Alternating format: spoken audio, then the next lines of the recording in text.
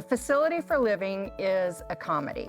It was written in 2012 by actress turned playwright Katie Forget. She's from the Seattle area. And it's set in the not too distant future where Medicare is gone. It no longer exists. And in its place is this new thing called the Senior Provision Act, or SPA. And the premise behind SPA is that if you're elderly and you have an illness or a condition that was caused by your bad lifestyle choices, so like if you got emphysema because you didn't quit smoking when your doctor told you to, well then the government has the right to come in, sell all of your possessions, liquidate all of your assets to pay for your housing and your health care. It sounds pretty absurd, right? But, you know, is it really that far-fetched? Who knows? The facility where our residents live used to be a federal penitentiary, but all of the prisoners have been outsourced to Pakistan. So they're turning facilities like this into places for the elderly because there's no space otherwise for them. It's overseen by a head nurse, Nurse Claudia, who is a true believer in the SPA system. And she has some staff who basically just kowtow to her. And our residents there are a little down in the dumps, you know, they've kind of lost some of their sense of value and purposefulness, and they're kind of cranky. But then a newcomer, Joe, arrives and things begin to change. When I first read the play, I loved it for its writing. She's a very good writer. And I loved it for its humor. There's all kinds of humor in this. There's some very broad vaudevillian slapstick humor. There is more subtle, sophisticated humor. And I also love the way in which she was able to portray these characters. They practically come right off the page at you. But the thing that really hooked me was when I saw the word absurd associated with this play. Because come on, the circumstances are pretty absurd. I could kind of see the whole thing unfolding, keeping absurdity in mind. So that was the thing that hooked me for it. Well, what I hope the audience takes away from it is a sense of hope and a reminder that our friendships play such an important part in our lives, especially as we age. It's easy as we age to feel isolated a little bit. A lot of people, when they go into retirement, find that they don't know what to do with their lives. They kind of lose a sense of purpose. So it's important to stay plugged into the things that bring you joy and make you feel connected and like you've got something to offer. And I think our audiences will walk away with that. I think they will also walk away with a sense of their own personal responsibilities for their choices when it comes to healthcare and well-being. And not only how it impacts you as an individual, but how it impacts society as a whole. The balance between the humor and the important issues is pretty much accomplished in the writing and in the evolution of the characters, because you see everybody starting out in place A and you watch them evolve into place B.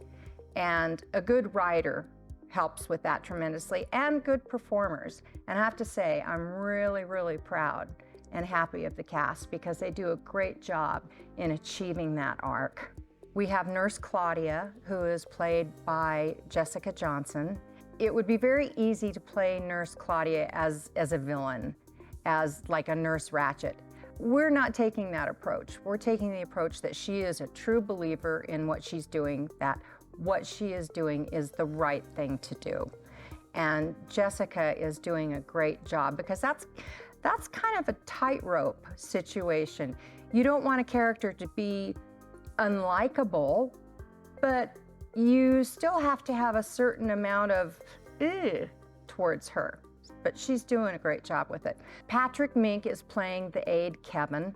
He's a character who's kind of self-involved, self-interested, but he also knows his place, and she lets him know his place. And we get to see him evolve to more of a team player. It's also a fun evolution to watch happen.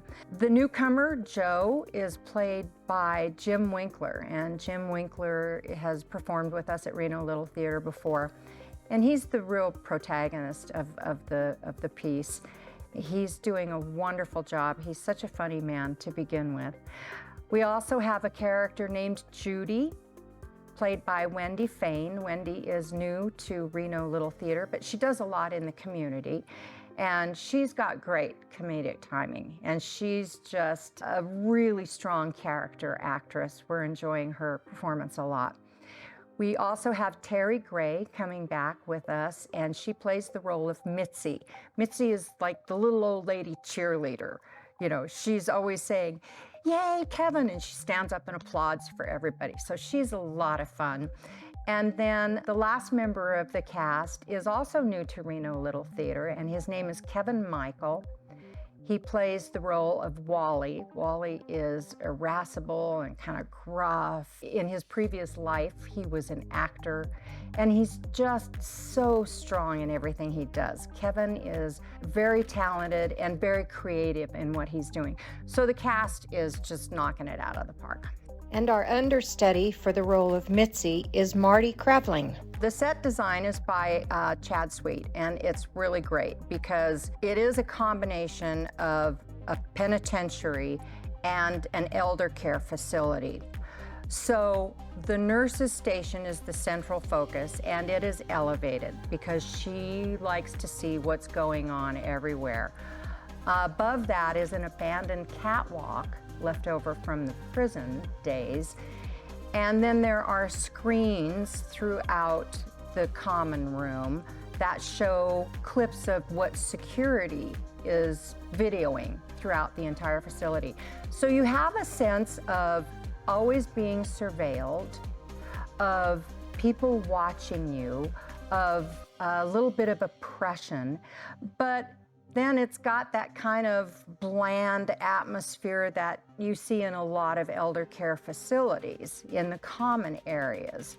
So there's that blend again of the reality of it and the absurdity of it. I wanted the silhouette of the uniforms of the staff to represent the 60s, which is when Medicare was signed into law.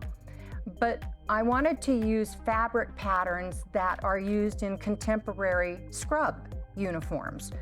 So you've got this straight, professional, almost militaristic outline, but it's goofy fabric.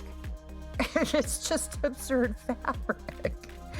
And so I thought that that was pretty clever. There's going to be some video projections of what's going on elsewhere in the facility.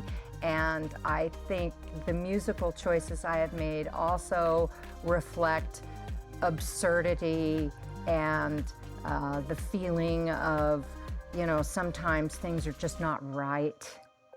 So I think overall, all of the design concepts work really well. The play does touch on some important things about the elderly and the fact that our society is aging in large numbers. And those include the issue of housing. There's a line in the play that says, we're running out of room to house the elderly, and so we're transforming old textile factories and decommissioned aircraft to house the elderly. So housing is a real issue that's tackled in this thing. The healthcare system in itself is a very big part of the story because we don't have Medicare. The SPA legislation is saying we're really going to make the individual responsible and accountable for their choices. And the people in the facility are constantly bombarded with these messages of nutrition and exercise and health and making good choices. All of us at this stage of the game are experiencing the breakdown of our own healthcare system. And so it's very relevant and very true to what's happening in today's times. The other thing is the cost of health care. Is Katie's concept of the government coming and claiming all of your assets to pay for your health care? It's bizarre, but again, is it that far-fetched? I want people to come away from this production with a commitment or a re-energized commitment to self-care. I think that's where it starts, is you have to take care of yourself, and you have to also take responsibility for the choices you make so that you don't become a drain on society. I mean, we've heard that term all of our lives, and it becomes more meaningful, I think, the older we get, because you start to see and have a real understanding of what that means in reality. So your lifestyle choices really do make an impact or have an impact. But on the other hand, I want people to leave feeling like they have been entertained, like they have been informed, and that they have hope. I think part of the whole story here is live your life in a way so that when you meet your fate, you are not regretful, you are not bitter, and you're not without humor.